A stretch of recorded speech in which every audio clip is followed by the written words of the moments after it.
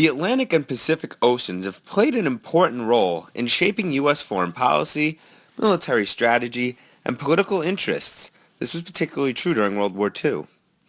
Over in Europe during the 1930s and 40s, the Nazi Party of Germany emerged from political unrest in Germany and transitioned into an expanding empire. This empire to continue to expand its political and social influence through military force and propaganda. Nazi Germany was able to take over several countries in Europe through blitzkrieg or lightning warfare.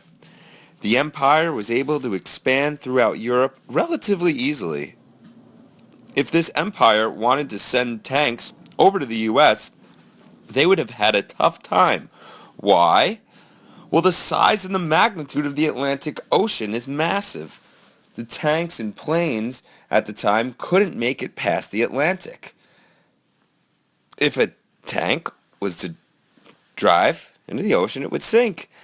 And planes didn't have large enough fuel tanks to make it over the ocean. So, Nazi Germany, even if they wanted to, was unable to make a land invasion of the East Coast. The same could be said for the waterway feature of the Pacific Ocean during the same time period. See, the Japanese Empire was looking to expand beyond Asia. They were about to wake a sleeping giant over toward America involving the island state of Hawaii. The planes may have been able to force their way to Japan and reach a long, long way to the west coast, but not to the west coast of the United States. It would have been very difficult to launch a ground invasion on the U.S. for Japan due to the size of the Atlantic Ocean. Planes and ships were able to successfully attack Pearl Harbor, but not the mainland of the U.S.